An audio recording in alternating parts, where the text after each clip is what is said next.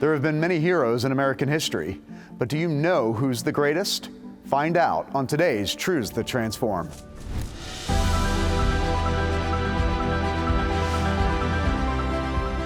The hope of the world is the Church of Jesus Christ.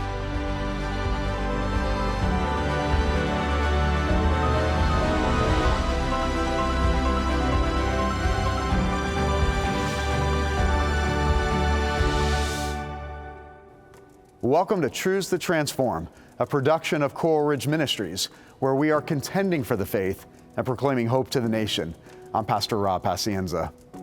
As America approaches her 250th birthday in 2026, we're seeing much of our true history being lost in a secular culture, and with it, many of our freedoms.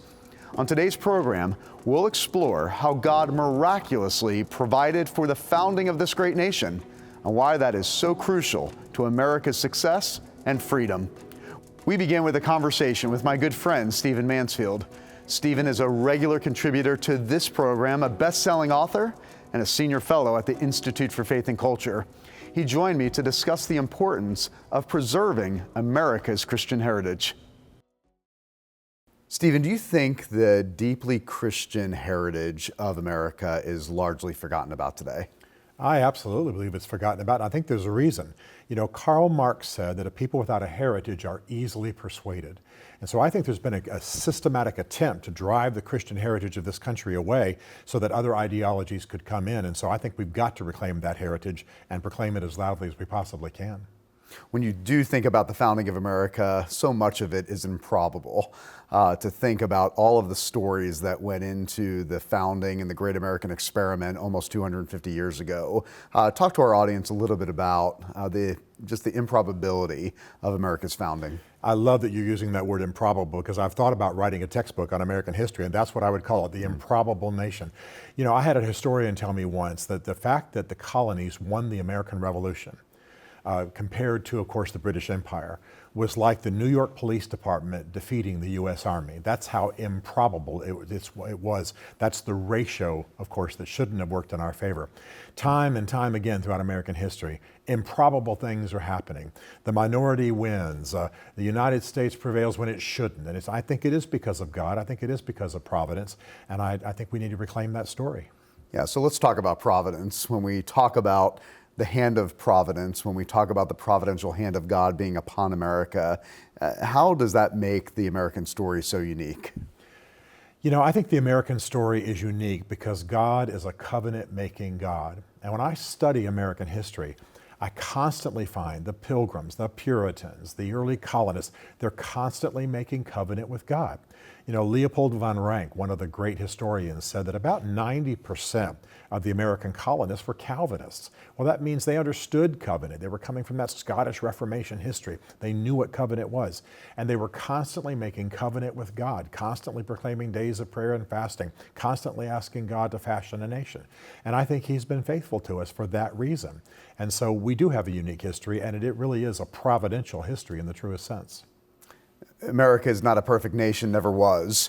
But when you look at our 250-year history, God has provided in profound ways for our nation.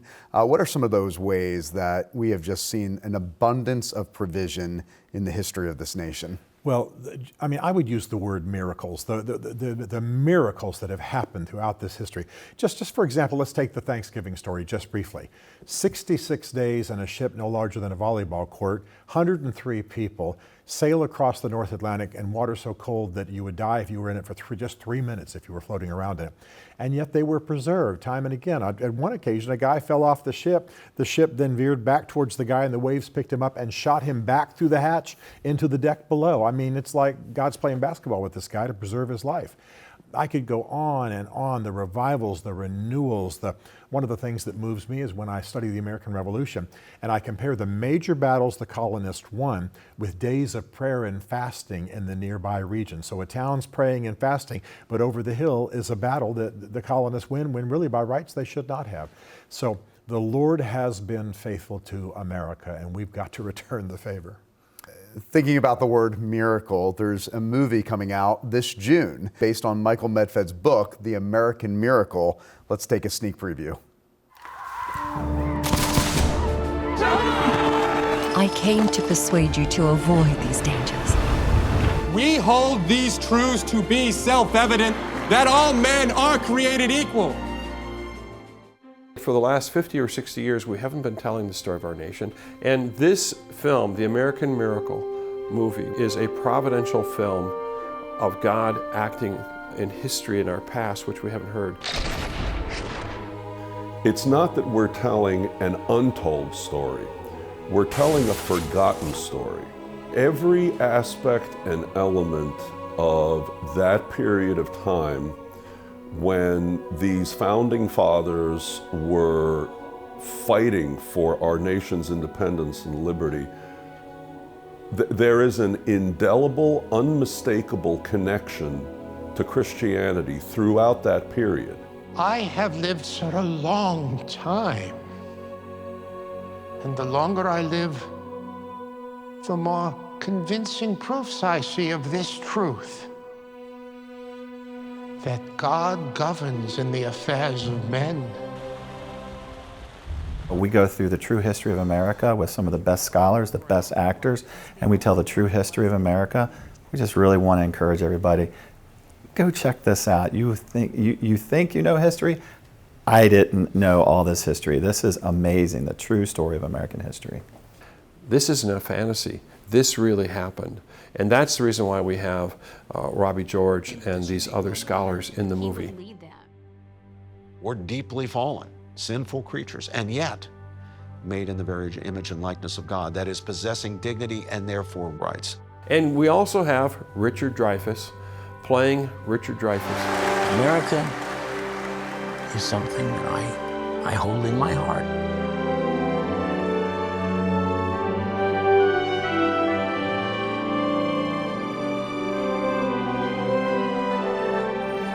Americans of today should regain our bearings, that our nation is no accident. Stephen, miracle does seem like a strong word, but doesn't it apply to the American story? Oh, there's just no question. Time after time after time, supernatural events, sovereign works of God. Let me give you a quick example. In 1849, we were having a cholera epidemic in American history. Well, thousands and thousands had been killed, and our president, Zachary Taylor, declared prayer and fasting throughout the nation. Within a matter of weeks, that cholera epidemic lifted. I could cite time and again when renewals of religion, outpourings, and great surges of the gospel, miraculous things have happened. So another way to frame American history is to talk about our miraculous history, our miraculous American story. It just would not have happened without providence. Our founding fathers were genius people, but they could never have created a nation this successful apart from the grace of God. Here at Coral Ridge Ministries, we're working on a special program called the Sons of Liberty, which captures the blossoming of independence in the city of Boston. We're going to be highlighting historical figures like John Hancock, Samuel Adams, Paul Revere. Speak to them not only as historical figures in early American history, but also how their Christianity shaped their understanding of the great American experiment. You know, Rob, it's really hard to exaggerate the influence of Christianity in that era. Remember that we had just had the Great Awakening led largely by George Whitefield, and historians tell us that every single home was impacted by the gospel and by that renewal. So these men weren't just lightly Christian. They weren't just, as we sometimes say, Sunday morning Christians. These men were passionately Christian. And what's important is that their vision of liberty grew organically from the gospel. Some historians have called the American Revolution a holy war because it was a battle against a cold state church and then, of course, the fiery Christianity of the colonies. So these men are not just our founding fathers politically, but they were exemplars of the gospel and exemplars of a theology of liberty and freedom that we should revere to this day. As we approach the 250th anniversary of America in 2026, why is it so important that our Christian heritage is emphasized and included in all of the celebrations that will happen here in our country? You know, the past is not just the past, it's also prologue. When we drive our cars, we don't only look through the front windshield, we look at mirrors that show us what's behind us, because that helps us align ourselves. We need to be aligned in our generation, which means we have to remember who we were. In the words of the Lion King, we have to remember who we are. And so I think we have to reclaim that faith because our nation is adrift right now. Our nation is wrestling with itself, wrestling with its definition of itself. And so those of us who understand that providential history have got to bring it to bear on this generation so we can align ourselves and get on with our great national destiny. Thank you, Stephen. You bet. I always value the wisdom and insights of my friend, Stephen Mansfield. He's never hesitant to highlight God's miraculous role in establishing and preserving America. The success of our nation wasn't guaranteed. Incredible events had to take place, as you'll discover in the upcoming film, The American Miracle, and our documentary, Sons of Liberty. My predecessor, Dr. D. James Kennedy, was pointing out these truths at a time when many were overlooking them. He had a sharp awareness of God's hand in America, something he beautifully shares in his classic message, America's Greatest Hero. Today, I'd like to talk about America's greatest hero, the one who did more for our freedom, for the establishment of a Christian nation here than anyone else. America's greatest hero is God, the often forgotten one. It probably is rarely recognized at this time of year. But I think you're going to find out that he did more, by far, than any and everyone else.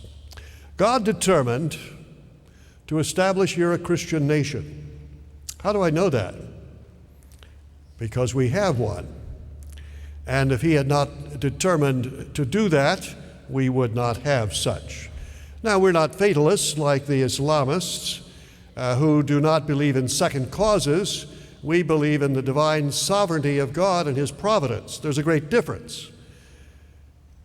Fatalism does not acknowledge second causes. In case you didn't know it, you are a second cause, and so am I. So is everyone else. God is the first cause. They acknowledge only God, and therefore we have fatalism, which is also very different because instead of falling into the hands of a loving and gracious Father, it is like falling into the impersonal cogs of a great machine. I'll take providence any day to fatalism. But nevertheless, we still believe that God is the sovereign ruler of the world and that his purposes will stand and that he can do them all, and there's no one that can stay his hand nor say unto him, "What doest thou?" God is the ruler still of heaven and earth, and his purposes will come to pass. He purposed to establish a Christian nation here on these shores, saved for so many centuries between two great oceans. Now, I know there's some people that would question even that statement, that this nation was established as a Christian country. I would only want to remind them, as most of you know, that in 1892 this question came before the Supreme Court. Is this or is this not a Christian nation? They examined every single document, thousands of pages of documents, concerning everything that had to do with the formation of America. They voted unanimously, and their decision included these words: this is a religious people, this is a Christian nation. Today I'd like to have you see how it came to be that way, and maybe you'll have a greater appreciation of God's part in that. To do that, let's take a running survey through the past centuries. Go back to the Islamic effort to convert all of Europe and capturing all of Christian Europe and destroying the Christian faith. But God had other plans long before Columbus. An Islamic fleet sailed across the Mediterranean, out through Gibraltar into the ocean, and started their way across to America.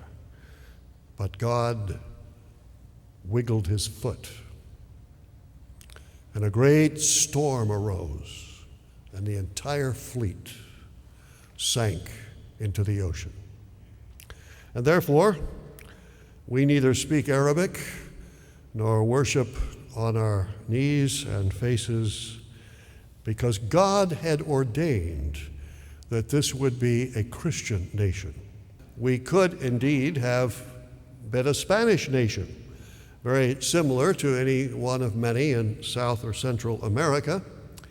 And there was the attempt by Spain to conquer England, from which there came the Pilgrims and the Puritans and the evangelical gospel that they believed, but they were almost conquered. You remember, it was 1588, and the Invincible Armada streamed down the rivers of Spain and out into the Atlantic Ocean and turned northward.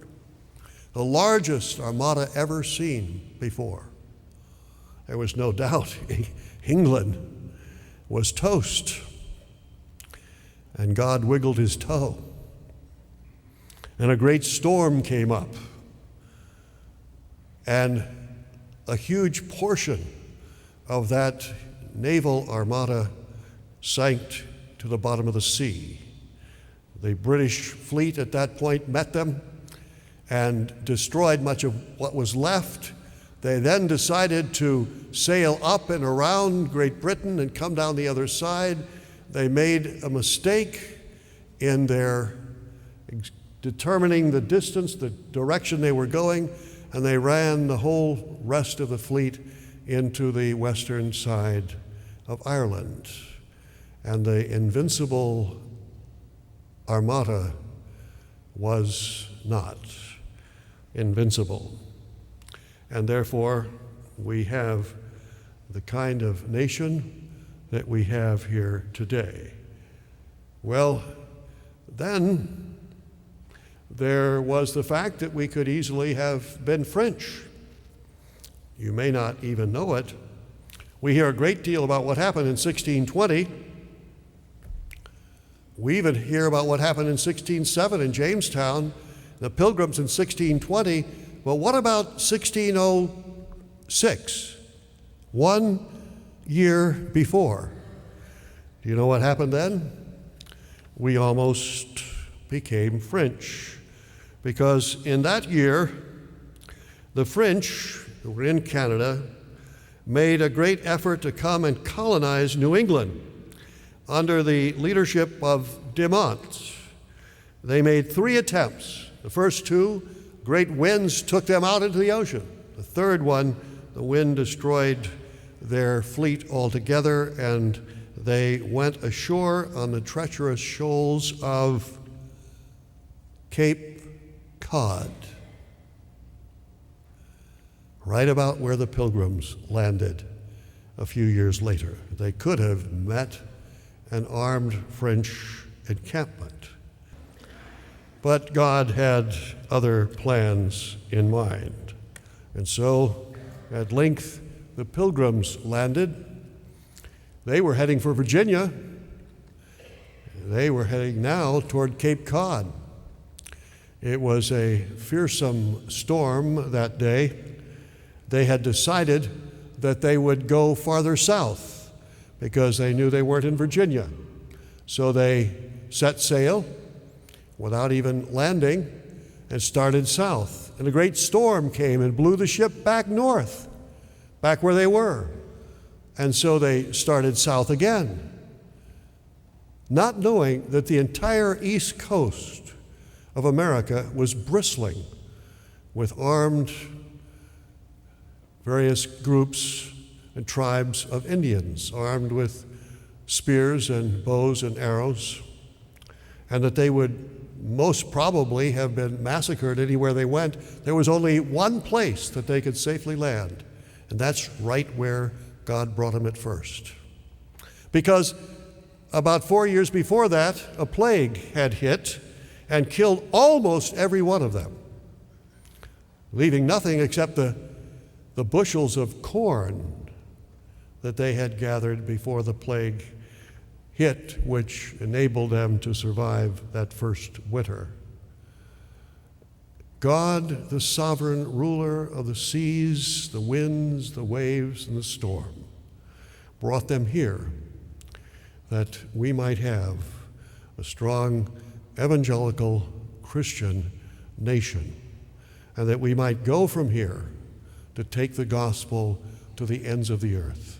People have taken the gospel from these places. People have taken the gospel from this church to every single last nation on the face of the earth, exactly what the pilgrims said they wanted to bring about. And so we have a Christian nation where God, our great commander-in-chief, had so arranged his providences that this was brought to pass. When you stop to think of it, it is a magnificent story. Hi, I'm Jennifer Kennedy Cassidy. As you just heard from my father, God provided for the settling and founding of America in remarkable ways, and as a result, America became a hub of gospel activity to the nations. But that influence is beginning to dim as Americans forget our roots, and even our churches are weakening. They need to be made stronger by faith in the core foundational truths of the gospel. That's why my dad, along with Dr. Jerry Newcomb, wrote the important booklet, Who is This Jesus? Is He Risen? And we'd like to send it to you as thanks for your generous donation to the work of this ministry. In our secular age, the biblical accounts of the life, death, and resurrection of Jesus are seen as mythological or as religious fairy tales. But that's the furthest thing from the truth. The events recorded in the Gospels, including Jesus rising from the dead, actually happened. And if that's not true, the Apostle Paul says our faith is worthless. Without the resurrection, which we just celebrated at Easter, we Christians have nothing. But the resurrection really did happen in history. Jesus really did rise from the dead and walk out of the tomb in his body on the Sunday following his crucifixion, and there are outstanding historical reasons for believing it. Find out more in this critical booklet, Who is This Jesus? Is He Risen? By D. James Kennedy and Jerry Newcomb. And if you're able to give a donation of $60 or more, we'll send you the booklet plus our powerful documentary, Who is This Jesus? Is He the Only Way? This compelling program pulls together scholars, historians, and pastors to investigate the gospel's claims about Jesus Christ, which culminate in his resurrection from the dead. You'll see why his resurrection is one of the most historically reliable events of antiquity, and how the Bible's accounts stand head and shoulders above all other ancient historical writings. Your faith will be strengthened, and you'll want friends and loved ones who need Christ to see this too. We'll send you the booklet, Who is This Jesus? Is He Risen? As thanks for your generous donation. And the book plus the special DVD, Who is This Jesus? Is He the Only Way? As thanks for your donation of $60 or more. Your generous gift helps Coral Ridge Ministries defend and proclaim the life-giving truth of the gospel and examine our cultural controversies through the lens of God's infallible word. Because of your generous support, that vital work happens through our television and radio broadcasts, podcasts, digital content, and our Center for Christian Statesmanship on Capitol Hill, Providence Forum, which upholds America's Christian heritage, and much more. We can't do it without your generous support, but with your partnership and God's grace, we can call America back to her Christian foundations. Simply write to us at Coral Ridge Ministries, Box 11154, Fort Lauderdale, Florida 33339, or call toll-free 877-962-7677, or go online to crm.tv. These days, there's a lot of controversy in the media about Christian nationalism, the separation of church and state, and the supposed rise of evangelical influence. But honestly, many of these concerns are overblown. They're more about generating clicks and followers than addressing real issues. So let's put aside all the labels and the hysteria for a moment. It's simply a fact that Christianity played a key role in the settling and founding of America. The founders saw it as an essential part of our nation's foundation, and it's been a key element in America's success for centuries. The brilliance of the American system and the reason we've enjoyed freedom for so long is that our founders understood that our rights come from God, not from government. They believed it deeply, and they wrote it into our founding documents. It's right there in the first few lines of our nation's birth certificate, the Declaration of Independence. It says we are endowed by our Creator with certain unalienable rights that the government can't take away without due process. Nowadays, people might take this for granted, but it was a groundbreaking idea when it was first introduced. It was revolutionary, and it's why we're still a free country 250 years later. Sadly, many Americans today don't know this history or how much our freedoms are tied to a Christian worldview. Because here's the thing, if there's nothing higher than the state, then the state becomes God. That's exactly what happened in places like Communist China and the Soviet Union.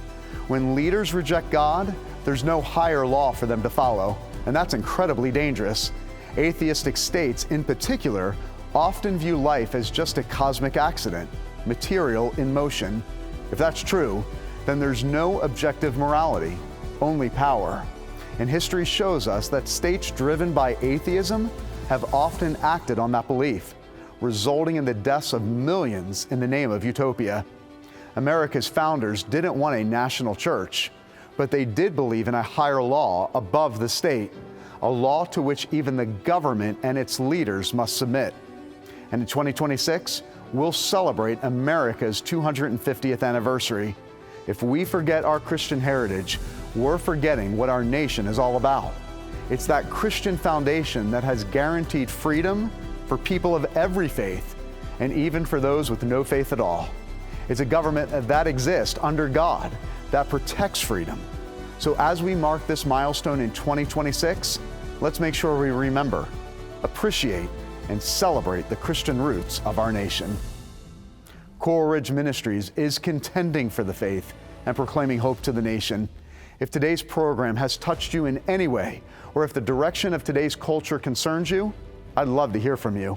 I'd also love to know that this ministry has impacted your life. Our entire ministry is focused on engaging today's culture with a message of hope. But that's often a great challenge, and your encouragement matters.